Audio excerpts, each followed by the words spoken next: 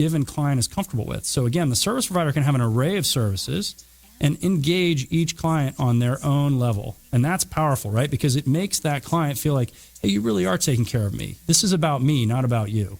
And I think anyone that's in a service business loves.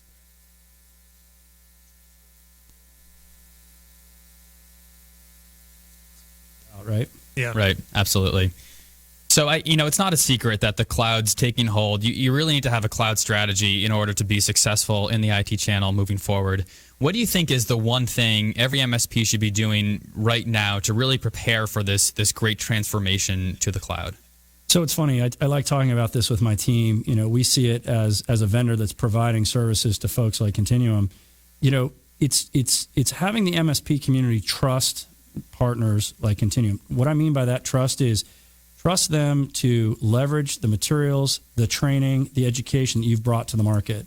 If I was the CIO of a mid-sized law firm, I had 1,000 attorneys, and I was struggling truly to decide what am I going to do for the managing partners in the practice. How do I decide how we're going to spend the next $10 million over the next 10 years for our where do I start? Do I begin by reading trade publications? Do I go to a single vendor's presentation? No. The answer is have trust in the providers that you've been working with and make the investment as an SP to take the resources that Continuum's put out there. Because once you start to understand the basics of cloud and you understand the very simple building blocks that enable simple decisions for your client base, you start to find yourself in an unstoppable evolution that is very lucrative, and it's also very endearing to the client. It's a can't lose situation, and I think that's my main takeaway for folks on the call today. I think that's a great point there, and it's something we all need to prepare for. I think definitely rely on Continuum, but we rely on you as MSPs as well. We need your expertise in bundling, in taking all the different solutions you have available and making those the best possible solutions for those end users. So it's absolutely a partnership. We rely on both ends of that spectrum and that channel. So I guess just to wrap up, Chris, I really appreciate you taking some time out of your day to join us here on MSP Radio. Yeah, thank you very much. Well, it's a pleasure to be here, and thanks for the invitation. Great talking with you guys today. Absolutely. To our listeners, thank you for tuning in to this week's show of MSP Radio. We hope you enjoyed the conversation today. Don't forget, if you have any questions or comments about the show, email us at mspradiocontinuum.net. You can also tweet at us at ContinuumPod. That's the Continuum Podcast Network official Twitter handle. So definitely hit us up on email or on Twitter. Joe, what else am I forgetting right here? Okay, don't forget to subscribe to the show on iTunes, Google Play, Stitcher, and any other podcast apps that are out there. I think we're on just about all of them.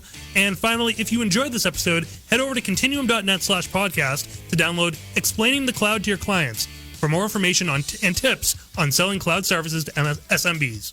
Definitely check that out. Thanks again, folks, for tuning into MSP Radio this week, and we'll see you next week.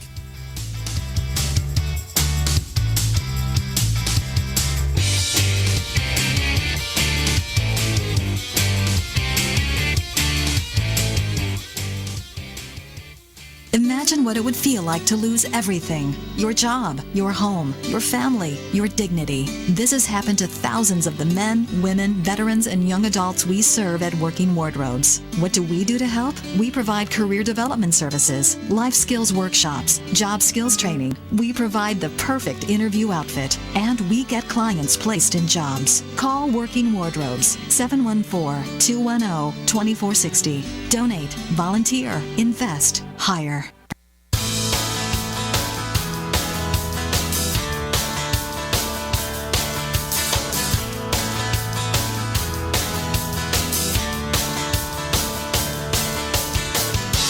It's time again for the one show that takes a look at business from a different perspective, the coaching perspective, with Master Certified Business Coach Doug Gfeller. Hey, Doug. Hey, Paul. Glad to be here in studio with you today and with our guest, David Lund. Well, I'm Doug Gfeller. I'm your host. I'm a Master Certified Coach by the International Coach Federation, and I've been coaching business owners, senior executives, and their teams for 20 years, helping them to clarify their objectives and reach their goals. And if you'd like to know more about my coaching services, just go to the website, thecoachingperspective.com. Well, our topic for today is coaching your way to financial leadership with author and coach David Lund. David is an international hospitality financial leadership expert, a certified professional coach, an author of 2 books on financial leadership. He's held positions as a regional financial controller, corporate director, and hotel manager with an international brand for 30 years. He authored an award-winning workshop on hospitality financial leadership and coaches hospitality executives and delivers his financial leadership training throughout the world. David, welcome to the Coaching Perspective. Thank you, Doug. It's great to be here. Hey, it's great to have you here. You know, we often have people talk to us, especially coaches and marketing people, about what is your niche. Yeah. And you have truly identified your niche here. Well, it's after spending 30 years working in a hotel, it was almost impossible not to end up with hotel in my niche. Yeah. Excuse me 1 second here. The producers grabbed my notes. And we'll go from there. You know, besides having a niche, I found out as we were waiting for the show to start here that you're a transplanted Canadian, too. Yes. Grew up in New Brunswick and lived in 5 different Canadian provinces with my hotel career. I moved a lot of times. And now you're a local resident in Corona Del Mar? Yeah. My wife and I moved to San Francisco 6 years ago, and I left my corporate role just over 3 years ago, and we moved here late last year. Sold our house in San Francisco and wanted to move where it was a little bit warmer. Well, you've got that wish the last few weeks, haven't you? Yeah, it's been great. Well, look, it's great to have you here, and I want to just shout out and thank Lisa Reed for the Orange County Speakers Networking Group, which is where you and I met. Yeah. Always a great place to go hang out and meet exciting new people. Yeah, absolutely. And Lisa's great for organizing that. What a great group. Yeah, she does a wonderful job. Well, look, tell us a little bit about your experience prior to your current coaching model, your kind of hotel background. Yeah, so I grew up in a little town in Atlantic Canada that had a summer resort, the Algonquin Hotel. And I like to tell people that I grew up in the shadow of the Algonquin Hotel. And as a kid, we would walk by the hotel every day on our way to school. And in those days, in the 60s and 70s, townies actually didn't get to work at the hotel in the summertime. The only townies got to work on the grounds crew and the golf course.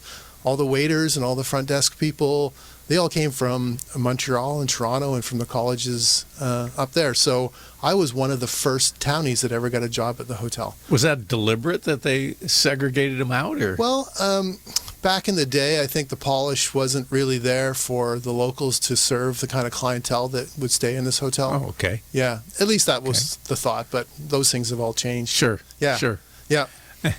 Yeah, so from there, I ended up going to hotel school. And there was a hotel school that actually started in my hometown the year I graduated from high school. And the deal I had with my best friend is we were going to go spend the winter in California after grade 12. And most of my friends either went to university or went to Europe for a year. And he told me in August that he hadn't saved any money and he couldn't go. So my dad was a teacher at the college, and he came home in September and said, "Son, what are you still doing here?" And I told him what was going on with my friend, and he said, "Well, there's this new course at the college. I think it's bartending. Why don't you go check it out?" So I went the next day and checked it out, and it wasn't bartending. It was hotel management, and it was a 2-year college program, and there was no tuition. It was $200 for your textbooks and your whites and your knives, and nice. I was in hotel school. Yeah. Well, not as exciting for someone that age as maybe bartending, but Right. probably a better long-term. Yeah. So how'd that work? It worked out really well, and I ended up being a bartender at the hotel during the off-season. There was one lounge in the hotel that I actually convinced them to open, and I ran it, and most of my college buddies were the best customers. And I did that for 2 winters, and 2 summers I worked at the resort, and the last summer I worked in the receiving department, where I actually learned a lot about the food that comes into the hotel and the proper stocking and rotation of the shelves and all that stuff. And then at the end of my second summer, I transferred to another hotel in the same chain all the way to Banff, Alberta. And from I love there, Banff. yeah, from there I could probably spend the whole hour talking about everywhere I transferred. But about 10 years later, I ended up getting a job at a hotel, and I was the assistant food and beverage controller. And my path at that time was to become a food and beverage manager and then become a general manager. Well, I got a phone call from the general manager's secretary one day, and she said, the GM wants to see you, come on up, which was very unusual. What did I do wrong? Yeah, exactly. And the GM sat down with me and he said, we've just hired your brother as the director of finance for the hotel, and we have a very strict nepotism policy, and you're going to need to transfer. We're transferring you to British Columbia, to the Empress Hotel. And I said, what? He goes, yes.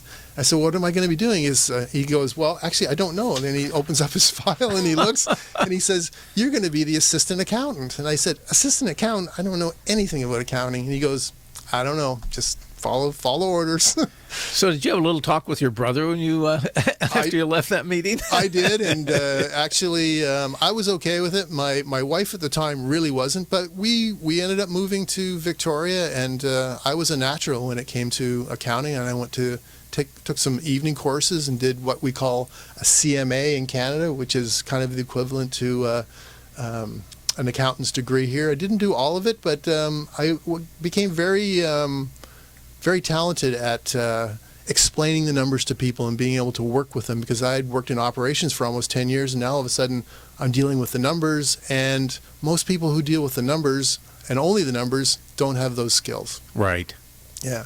So fast forward another 10 years, and I'm now back at that same hotel that I was at in Toronto, and I'm now the controller of the hotel. But things aren't going so well. And as the controller of a business, especially a large business like that, $100 million plus business, 1,300 rooms, over 1,000 employees, the biggest job the financial leader has is to gather the financial information and be able to put together good forecasts, good budgets, good commentaries, great month-end closes with financial statements that make sense. But I wasn't really getting much of that done in this new hotel that I was looking after. I had an impossible job of trying to get the managers and leaders in those other departments to give me the information I needed so I could do that part of the job. It was like pulling teeth. I was chasing them all the time. And quite frankly, when they would give me information, it was either wrong or not prepared properly. It was very frustrating. And a new general manager arrived on the scene, and he sat down with me and he said, David, what's going on? So I explained to him what my challenge was, and he said, I have an idea. He said, why don't you create a workshop? We'll call it Hotel Finances for Dummies. And I looked at him and I said, Ian, I don't have time to do that. Look at my desk. I'm here 10, 11, 12 hours a day already. And besides that, I'm not a teacher. I'm an accountant. And he said to me, no, it's the right thing to do. And he even made it part of my bonus criteria that year. No course, no workshop, no bonus. So we just guaranteed there's going to be a workshop. Yeah, so I somewhat begrudgingly put it together, and the day of the workshop approached, and I was pretty sure that it was going to suck, and I was going to suck. But to my complete amazement, at the end of the day, I had a lineup of leaders wanting to thank me for teaching them what all this financial stuff was about. A star is born. Yeah, and it really, I learned 4 really important things that day. The first thing I learned was that the leaders prior to this, they didn't know what I did with the information. And as soon as they saw that their information went to the owners and went to corporate, they saw that they had impact, and they immediately got in the game. The second thing it showed the leaders was this information and how to put it together really wasn't that difficult, especially when they got into a room with 40 other leaders and they all discussed how it was challenging in their area. Kind of those challenges kind of melted away because everybody could see that everybody was kind of in the same boat, and it really wasn't that difficult. And then the third thing, which was really amazing, was that overnight, the return on investment for the time I put into this workshop was amazing, because now I had leaders and managers that were giving me their stuff and were coming to me with cost-saving ideas and with revenue enhancement ideas, because they now saw that they had some impact. And then the fourth thing was, I realized, which is probably the most important thing for me, was that for the last 10 years, I've been doing this whole thing completely backwards. It wasn't until I served them and showed them something that they were willing to help me. And I thought just because I was the director of finance, the controller of the hotel, that they needed to do this, but really they didn't need to do it. And I learned something really important, and I call it my version of servant leadership. But if you want someone to help you in an organization, you need to help them first. You know, it's always amazed me. I have a financial background too, which I don't want to use anymore. I don't want to spend all day doing that. But everybody in operations is absolutely aware that the finance accounting department is there to serve them. Nobody in the accounting finance departments are aware that they're there to serve the operations people. Yeah. It is the most obvious disconnect, and I see it all the time. Yeah, and that's really what my coaching work is with financial leaders, is to show them what their real potential is. Because most financial people got into that arena to be leaders and to be business, to have impact inside of their business. But a lot of them find themselves very frustrated because they were just like me, not producing good information and not being that resource inside that business that people want to come and see, because it's all very negative. But we can turn that all around really quickly, and that's what my coaching is to help the controller, the director of finance inside that business see what their real potential is. And if they just change their approach, and if they put that person first, and if they make agreements rather than creating expectations, and if they have a system to follow, which I've developed a system for them to follow, they can very quickly create a lot of traction and create a lot of financial leadership inside of their business. And that's good business. Great. Well, we're going to get into that more. But so you've kind of brought us up to date. Now, you leave the hotel business and you start your own business. Yes. Take us through that. Yeah, so... What made you do that crazy thing? Yeah, exactly. Well, about 4 years ago, I turned 50. And my wife and I were living in San Francisco. We were living in the Haight, and I would ride my bike to work up Nob Hill, 40 blocks every day, rain or shine.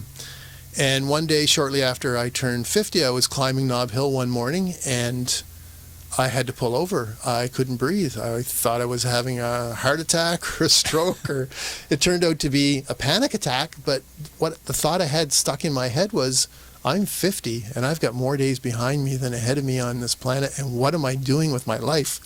And it came right out of nowhere, because I had a great job. My wife's business was doing really well. I've got 3 children in their 20s. They're all going to school and got jobs. Everything's working well. So I'm like, I don't know where this question came from.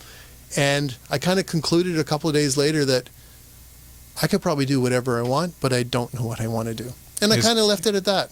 Isn't that is so funny? And I got busy again and got, like you do in a job. And then 2 or 3 months later, it's a Sunday, a foggy Sunday morning in San Francisco, and Joanne's in New York with a client for the weekend, and I'm walking our dog. And my dog meets another dog, which happens a lot. Yeah. And attached to this dog is this woman. So I asked, I asked the woman what her dog's name is, what her name is, and what do you do? And she said, my dog's name is Disco. My name is Melissa, and I'm a coach. And I said, coach, like, what do you coach? Volleyball, basketball? And she goes, no, I coach people. I'm a life coach. And I said, life coach? What's that? And I honestly didn't know. I mean, I'd heard of Tony Robbins, but I didn't know that people, ordinary people, had coaches. No, careful there. Coaches are not ordinary people. This is true. Anyways, I had a most amazing talk with her. I talked for over an hour, and she asked me all kinds of questions. I think she was probably coaching me. I didn't even realize it at the time, but the question that really blew me away was the one that I asked her at the end of our conversation. I said to her, do you think someone like me could do what you do? And she looked at me and she said, David, I used to be a hairdresser. What do you think? And I just felt a chill go completely through my body. It just blew me away. So I went home and I Googled her and I found her website. I sent her an email, said thanks. And again, back to work, busy, forget about these things. And I never left the conversation going, I want to be a coach. Not at all. Fast forward another 3-4 months later, and my wife and I had just returned from 17 days in Italy. And I go back to work on Monday. Oh, that's got to be hard to go back after 17 days. Trip of in a Italy. lifetime. Yeah. And I go back to work on Monday morning, and it's Monday, April 1st, April Fool's Day. And my phone rings at about 10 a.m., and it's the Human Resources Director, and she's just down the hall, and we're friends. And she said, come down to my office, bring some coffee and your iPad. I want to see those pictures from your trip. And I thought nothing of it. I was no stranger to her office. And I'm in her office about 20 minutes, and she says to me, David, you don't know why you're here, do you? And I said, no. Not what you want to hear out of HR. But I kind of knew what was, just the tone of her voice. And she said, well, I got bad news for you. While you were away, your boss had a meeting with the new owners, and they don't like you. They want their own controller. California is a right-to-work state, and we want you to quit. And I just said, are you kidding me? Is this April Fool's Day? What's going on? And she goes, no, I wish I was kidding you, but it's not. So one thing led to another, and I'm not really at liberty to explain exactly what happened, but 30 days later, I walked out the door, and I knew exactly what I wanted to do. I wanted to take my passion for this financial leadership and these workshops, and I wanted to get some training and become a professional coach, put the two together, and create a business. What a great story, David. What a great story. The only person I feel sorry for in that story is the poor dog that had to sit there for an hour while you talked. My dog hates it when I stop and have these long conversations. Yeah. Well, she made pretty good use of her time with the other dog. Okay. Yeah. Well, look, that kind of brings us up to date on your background. I want to ask you one question before we take a commercial break, and we've asked all of our guests this. What's your guiding principle? What keeps you true? My guiding principle is that when I created that workshop, I really discovered my purpose. And my purpose is to transform the way an industry leads its people financially. And the way it's being done isn't the most effective nor the most friendly. And I really see the way that I can impact people's lives, and the comments and the feedback I get from the people that I lead these workshops with and coach, that is the very definition of my purpose. Great. Okay, well, look, hold on. We're going to take a quick commercial break here, and then we'll come right back and talk about financial leadership. All right. When it comes to pioneers in their respective industries, we all know the Apples, Starbucks, and Trader Joe's of the world. In the realm of recruiting, Decision Toolbox is the industry's best-kept secret. With 90% of their business from referrals and repeat customers. For over 20 years, Decision Toolbox's U.S.-based team of recruiters, sourcers, professional writers, quality personnel, and tech support has perfected a Six Sigma approach to talent management. No matter the size of the project, Decision Toolbox delivers incredible results. A cost per hire less than half of what contingency firms charge, with the winning candidate presented in an average of 14 days, all with a 12-month candidate warranty. With results like that, Decision Toolbox won't be a secret for long. Visit us at www.dtoolbox.com for more information. Do you have a desire to be a part of a conscious community? I mean a community of people who get together with the purpose of strengthening their awareness muscles, deepening their relationships, and striving for the extraordinary? Check out how to get started at productivelearning.com. We are a unique self-development company, and we believe that we all have the innate ability to create and live the lives we truly want. But we also know that ability needs to be nurtured and developed. That's why we offer over 40 different workshops to our conscious community, workshops that intentionally stretch you beyond your comfort zone towards what you truly want. Our workshops are not ordinary. We take journeys across the world, from exotic scuba diving trips to rich cultural getaways. And we offer amazing workshops right here in South Orange County. Join us and find out just how extraordinary life can be. Go to productivelearning.com today or call Lisa Reed at 949-234-0628. To see how you can be a part of our conscious community, that's productivelearning.com or 949-234-0628. And now back to Doug and his guest. And we're back. Great to hear Lisa Reed's voice and Productive Learning there. Check it out. Well, look, we're here talking in the studio today with David Lunn, the hotel coach. Although you've changed that. What is it now? I've kind of ratcheted down on the niche, and it's now the hotel financial coach. Boy, I'll tell you, I thought the hotel coach was really getting down there. Now it's the hotel financial coach. Financial coach. Great. Well, look, fascinating background you've given us, but, the essence of what you're talking about here is financial leadership. Tell us a little bit about what you mean there. Well, in the hotel business, there are really three equally important pillars.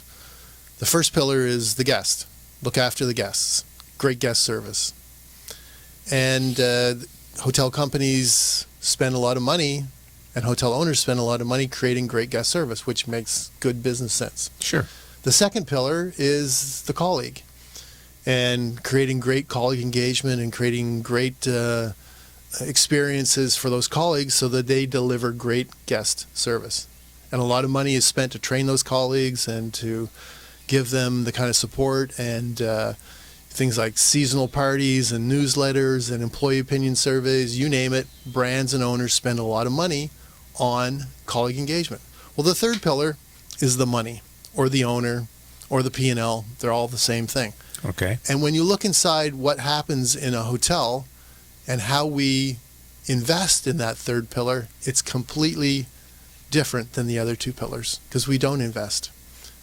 We come from a background in the hotel business where not that long ago it was an owner-operated business. So you would see the name on the marquee, it would say Hilton, and Hilton actually owned that hotel. Well, today it's not that way at all. Today there's brands and then there's owners. And 99% of the hotels in the world, the brand and the owner are not the same. So brands still operate in the sense that look after the guests and the money will look after itself. And that's always been kind of the motto. But now we find ourselves in a very different world. Owners expect brands to have financially engaged teams. Brands don't know how to create this financial leadership inside of their businesses. And that's the need that I fulfill. So the brand focus is all about the customer pillar. Definitely. And the colleague pillar. Okay. And they do obviously know and realize that the financial piece is critical, but they don't invest in it the same way they do in with the guest or with the colleague. And the real irony here is that brands mandate to owners what programs the owner is going to pay for. And that's all part of the management agreement. So the brand will say we're going to have the following guest service programs in the hotel, and the owner pays. And the brand says to the owner, we're going to have the following employee engagement programs and trainings in the hotel, and the owner pays. So if the brand mandated a really great financial leadership training program, the owner would pay. And guess who benefits when we have great financial leadership in the hotel? Both the brand, because they're building great bench strength with their colleagues and leaders, and the owner benefits too because his bottom line is enhanced. Let me push you a little on this financial leadership thing because, most people are going to say, well, financial leadership, is that just the person in charge of the accountants? The accountants just keep track of what the rest of us do. Yeah, and that's really the point that's been missed is that most hotels or in most businesses, they expect the finance department to look after all of this. Well, that's not the way it works. And if you're running a business of any size, it's very complex. There are a lot of people, there are a lot of departments, and there's one financial leader for that business usually, and there's a department, but their job is to keep the books, keep the assets, and keep the liabilities all straight. The forward-looking leadership piece is what's missing. And when we can get the leaders in the other non-financial departments to see that they can play a greater role and that it's not that difficult, the business gets an amazing lift. And people have a lot more fun too. So the accounting group, financial accounting group, is really taking care of the historical recordation of what happened. And what I'm and you can correct me, what you're talking about, or what I hear you saying, is that the operations people need to take a financial interest and a leadership role. Absolutely. And that's really when a business takes off, is when everybody's playing the same instrument the same way. And it's exactly the same when we look at guest service. We wouldn't let any department manager away from the responsibility of looking after the guests. The same with colleague engagement. We can't have a leader of a department who's not working well with their colleagues. So why would we let leaders of departments perform poorly financially? So your training, and we're going to talk about what you do, your training is for the operations people to develop more financial awareness, or is it for the accounting people to become financial leaders? It's both. So it's a two-prong approach, because really the leaders in the non-financial departments, they want this financial training because they realize very quickly that it's not so difficult, and if they want to grow their career, if they want to become an executive, a department head, or a general manager, they need financial leadership training. They need to be able to talk about the P&L. They need to be able to talk about the business, because when they sit down with the owner every month, that's all the owner wants to talk about. He doesn't want to talk about the guests or the colleagues. He wants to talk about the money. So these leaders are actually, I use the word dying to get this information, but pretty close. And as soon as they see that there's someone there to provide it for them, they step up. Okay, so how do you go about what is it you do that creates this more financial awareness, this financial leadership? Yeah, so I've designed two completely unique workshops. And the first workshop is the same workshop I created basically 10 years ago in that hotel. And it's really designed to show the leaders how the P&L works, what all the information is used for, and for them to really get a good understanding that this is not something to be scared of, and that it's something that they can actually figure out, learn to talk about very easily. So it's a one-day workshop where we basically tear apart the P&L, and everybody gets to talk about their area. What does this mean? How does that work? What's occupancy? What's RevPAR? What's average rate? Which one of them is the most meaningful measure? What are the other key business indicators? How do we make money in food and beverage? What's the sales mix of the hotel? What's the market segmentation? What's flow through? What are all the different acronyms and everything that we use inside of our business? And they leave the day going, I know so much more about what's going on inside my hotel. And they feel good about it. And I couple that with coaching for the financial leader to help him or her continue this momentum on afterwards. And there's a couple of key things that we create. One is we create what I call the monthly financial circle. And it's a simple path that we follow where everyone knows what's going to happen next. So basically we start with a forecast, and the forecast is everyone in the department who consumes resources or does schedules, they're the ones that put together the first part of the forecast. It then gets consolidated by the financial leader or the accounting department. And then if there are changes, which almost always need to be made, those aren't made at the 11th hour by the controller in a dark room. They're actually given back to those financial managers, and agreements are made on what needs to happen inside the P&L to get the forecast to where we need to be. And then the forecast is consolidated, it's locked, and then those leaders are encouraged to track their numbers throughout the month, so that if revenues aren't coming in, they can make adjustments to their purchase orders, they can make adjustments to their schedules. And there's a lot of things that those leaders can do in the month to make sure that the financial goals of the hotel are being met. And if they're not tracking this, nobody's looking at it. And then the third thing we do is, at the end of the month, those same leaders get the GL printout and they get the financial statement for their area, and they make sure that the books are right before they're closed. They make sure there's no invoices missing. They make sure that the revenues are all there, which in a big complex business, again, if you don't have people on the ground looking at those things, there's no way the finance department can make sure it's all right. It just doesn't work that way. And then the next part, which is the last part, is they get to write their commentary on their little particular area, and then the commentary gets consolidated, and inside of a hotel, the executive commentary is a very important document. It tells everything about what happened in the month and Southern the forecast California, Long Beach, and then the commentary really has beach volleyball was and born. then we start all over again. at the beginning birthplace of the sport. So what we try to do Okay, is so create the you atmosphere. talked, David, about part of what you do is training. Part of what you're doing So we is, want people to feel like they're gonna part say of the game. consulting, We want in them that to feel your up close and experience of personal. what We like the information fans should close be to the gathered court. and so We forth. like them to feel the players. Tell us more about the coaching element of what you're doing. Yeah, so the coaching element is really interesting in that I'll sit down with a financial leader and I'll ask him how things are going inside of his business or her business and how the communication process is working and how they feel about their role and how productive they're being as the financial leader. And inevitably, it always comes down to the same thing. They really don't feel like they're having the kind of impact they want because they're frustrated because people don't give them the information they need. So I coach them around why that's happening, and what they see very quickly and very clearly is their leadership is not where it needs to be. And again, I'll call it servant leadership, but that's what I teach them, is that if you want someone to help you, you need to help them first. And one of the things we do, which is a very kind of a tactical thing, but I teach these leaders how to drop their expectations and to make agreements with the non-financial leaders inside of their business. Because at the end of the day, let's face it, people don't have to do anything. We expect them to do something, and quite often when we have expectations, people push back. So it's not an effective way, and I know because for almost 20 years, that's how I operated. So once they get this new understanding about what their real potential is and the impact that they can have by changing their leadership style, and you couple that with the workshops where we actually show the leaders how they can improve their lives and how they can improve their role inside the hotel, you put those two things together, it's very powerful. Okay.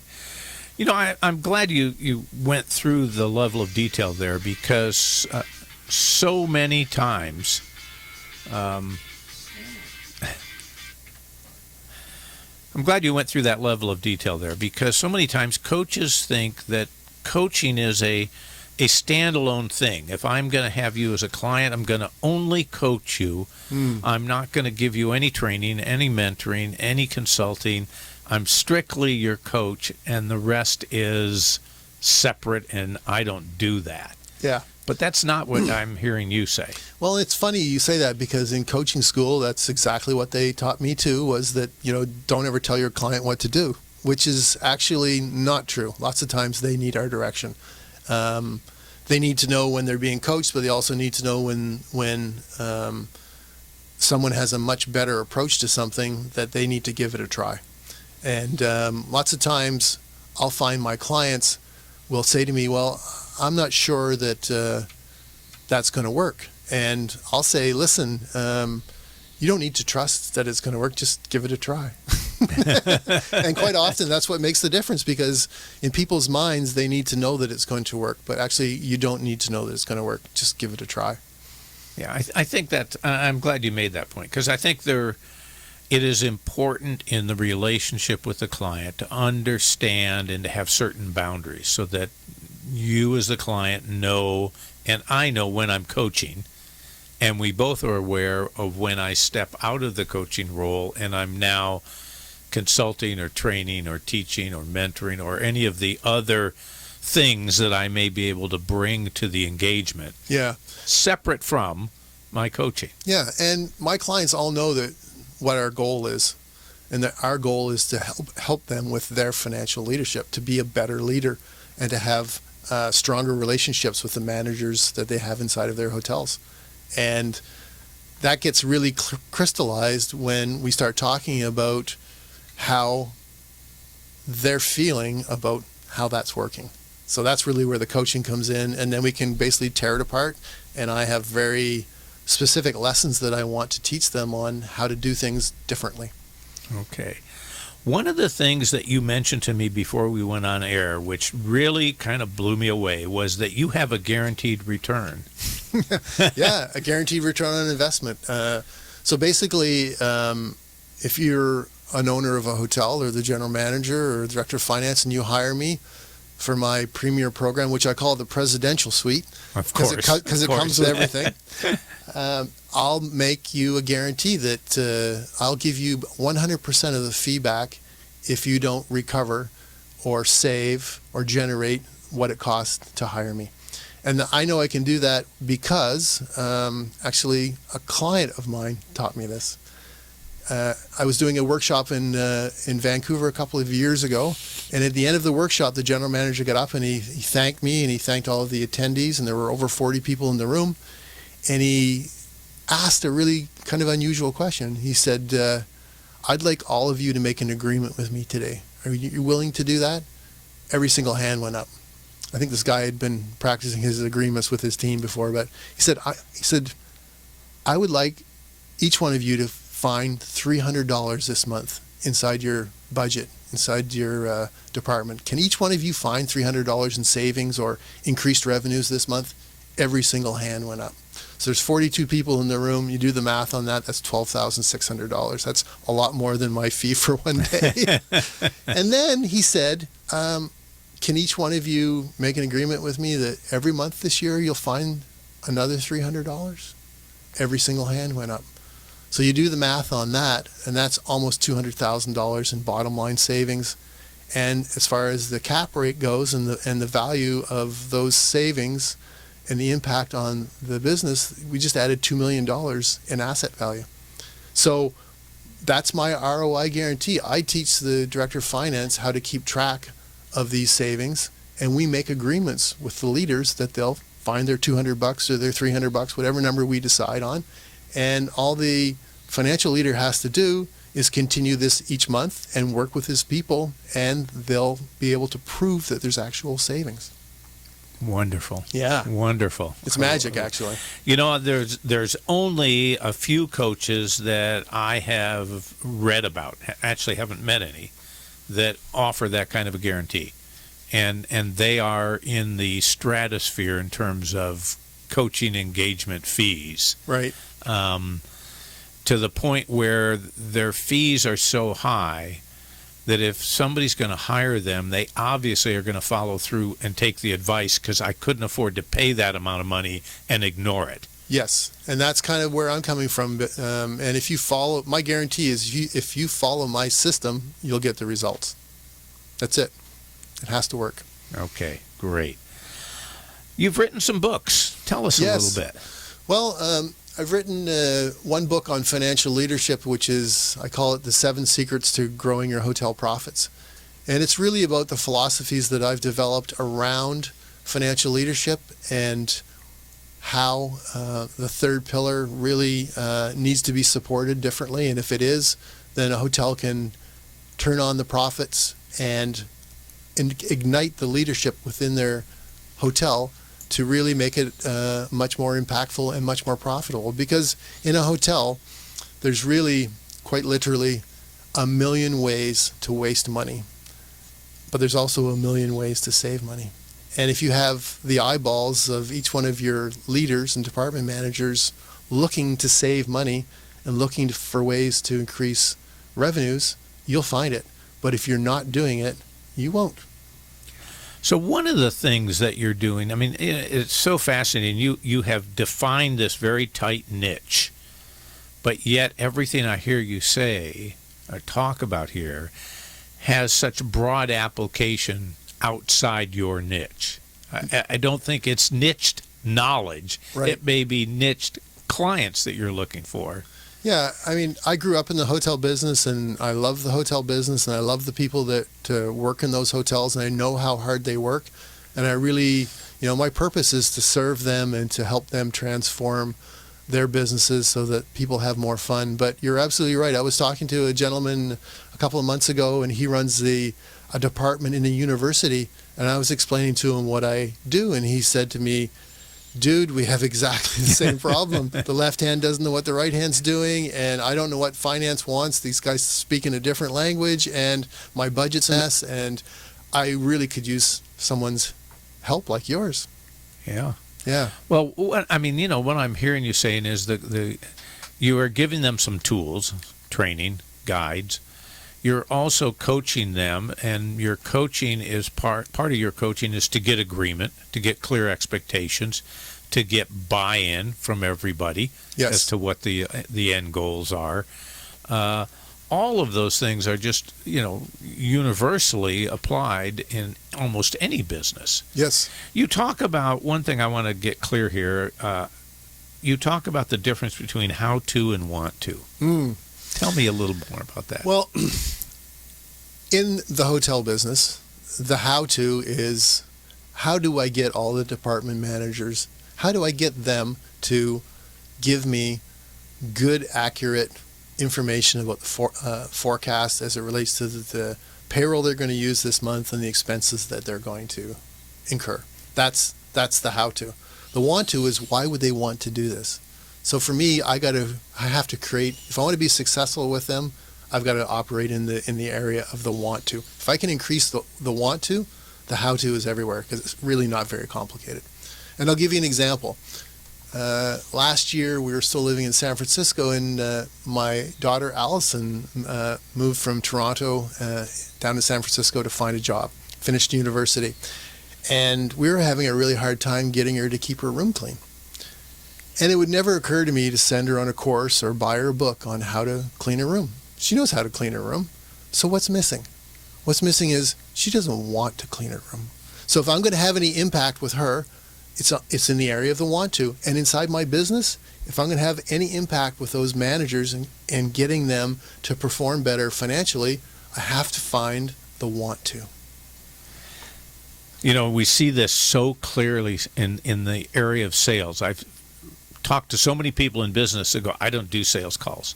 I don't represent my company and do any sales because I don't know how to. The real issue is they really don't want to. Absolutely. Because they don't see what's in it for them. Yes. Yeah. And anything in life, like, just Google how to do something today and you'll get tons of answers, right? Yeah. And all of it quite good. Or most Some of it quite 8-year-old kid will tell me how to do it. Yeah. Yes. So whenever someone says they don't know how to do something, like you just said, what's missing is you don't want to do it. And turning on the want to in this situation is much easier than you might think. So why would someone want to provide good financial information inside of a hotel? Well, the reason they would want to is because if they can figure this out, they can get a promotion. They can make more money. They'll have a better, they'll have more fun at work. They'll be more marketable. It's really simple. The accounting department will get off my back. My life will be easier. I'll like this. Yeah, I won't have as many questions to answer when that P&L comes out. Yes, absolutely. Freedom. And I'll know the answers to the ones they ask. Yes, yeah. Well, look, we still have a little more time, but there's so much we could talk about here today. Mm-hmm. I want to sort of give the direction back to you. What else would you like to be sure we cover here today with our listeners? Well, I think the whole idea around financial leadership is really empowering people to have fuller, richer, more on-purpose life at work. And a lot of people suffer at work because they think that their superiors are looking down on them at the monthly meeting or the weekly meeting when they get asked a question. So what's going on in your department? Why is your payroll too high or too low? And that creates an enormous amount of stress for people. You become defensive immediately. Absolutely. Yeah. And people hate that part of their job. And I know people that have left my industry for that very reason, because they're sick and tired of being put upon. And I want to change that. And I want people to know that they can do this work, that it's not so difficult, that there is a system to follow, there is ways to improve this. And when I did my first workshop and I had a lineup of people to thank me, it really showed me what's possible if you help another person, that they are so appreciative. And that, to me, makes all the difference. Do you end up spending much of your time searching for this reason, coaching them to identify why they should want to? With the financial leaders, it's readily apparent that they're frustrated that they're not having a bigger impact. And with the non-financial leaders, they're frustrated because they're being chased all the time to provide this information. Or in some hotels, they don't even bother to try. So the forecast is put together in a dark room and there's not a lot of intelligence that goes into it. And that business is really missing an incredibly important part of how it could function better if those department managers actually knew what their budget was and what their forecast was and how much resources they had to spend. How much more profitable could it be if actually people knew what was going on? You know, it scares me to death when I sit in on meetings and I'm looking at the budget or the forecast that's been put together by the accounting department. And the operating people are listening like they've never heard any of this before. They didn't have anything to do with it. Where'd these numbers come from? There's no buy-in. There's no buy-in. Zero. And you can very readily replace that with a great deal of buy-in and a great deal of commitment by people. Once they know they're part of the team and once they know they're part of the solution, they like it. People like to be close to the boiler room. They want to know what's going on. And it wasn't that long ago in our industry where getting the financial information was actually taboo. You weren't supposed to know. Oh, and yeah. Now we find ourselves in a completely different world, and people haven't really figured out yet how to educate and how to address it. So that's really what I'm about, is to help them. Well, and, you know, to some extent, the sharing of financial information with people who don't understand the information is truly dangerous. It is like handing a loaded gun to someone that doesn't understand how guns work. Yes. It isn't the gun that's dangerous. It isn't the financial information that's dangerous. It's that you've missed or you've avoided the training step. Yes, absolutely. And that's what you're all about. Yeah, and once people realize that someone cares enough to give them that training and show them, they step up. Okay. One last question before I ask you to sort of recap for us. Flying by the seat of your pants, one of the chapters in your book. What are you talking about there? Well, in a hotel, typically, at least in the last few years, business has been very good. And what I mean by flying by the seat of the pants is that revenues are growing every year and profits are good. And what's in the middle, we really don't know. We don't know what's in the middle of our statement. So we're flying by the seat of our pants. And what happens is the next time there's an economic downturn or some kind of geopolitical catastrophe, and all of a sudden those planes stop flying for 48 hours, nobody knows how to react. And that's where we're flying by the seat of our pants. We don't know what we're doing. So a good hotel will exercise the middle of the statement all the time, and they'll have a team of people that know what's in every single area of their hotel, and they're not flying by the seat of their pants. But unfortunately, most hotels are. Great. Well, look, before we wrap up here, how do people get in touch with you, and anything else that you want to just tag on that we haven't gotten into? Yeah, thanks, Doug. The best way to get a hold of me is to go to my website, hotelfinancialcoach.com. And there's no "the" in front of that. It's hotelfinancialcoach.com. And I have a contact page there. Drop me a line. I'd be happy to send you a copy of my book. And all you need to do is give me your email address, and we can get going. And if you want to have a conversation about how we can create more financial leadership inside of your business, whether it's a hotel or, as you mentioned, another like-type business, I'd be more than happy to discuss that with people. Great. Well, look, David, thank you very much for joining us today. This has been fascinating. I mean, my concern initially was how many people are interested in a topic just talking about hotels, but you have certainly presented material that can be used in every coaching situation, in every business situation, and I really appreciate that. Well, thank you, Doug. I really appreciate you having me on the show, and lots of great questions. Thank you. Well, great. Thanks for being here, and welcome to the Coaching Perspective radio community. Well, look, if you're out there listening to our podcast, then thanks for visiting our website, thecoachingperspective.com. Be sure to check out our archives for other shows with some other great guests. Speaking of guests, if you'd like to be on the show, we're always looking for interesting people, CEOs, coaches, HR professionals, authors. Hey, if you're interesting, I want to talk to you. Keeps me awake and excited. Just send me an email, doug@thecoachingperspective.com. Well, I hope you enjoyed the show today, that the discussion has provided you with new ideas and information that you can put to use immediately to identify and achieve your goals. Have a great evening.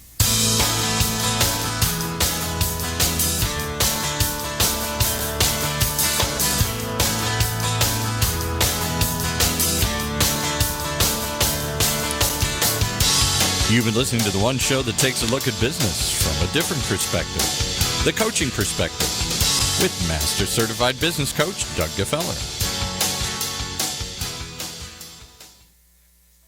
Let's face it, not all company challenges are the same, which is why Strategic Market Intelligence can help identify the actionable information you need to be more competitive. Gain a better understanding of your brand, competition, best prospects, or new product opportunities to generate greater revenues in 2015. Call 949-357